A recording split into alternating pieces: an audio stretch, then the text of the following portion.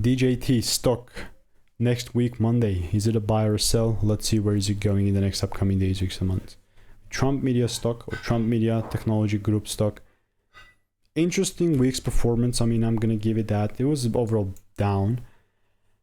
But even if I look at it from a broader picture, if you really watched my videos previously, you saw that. Let me just...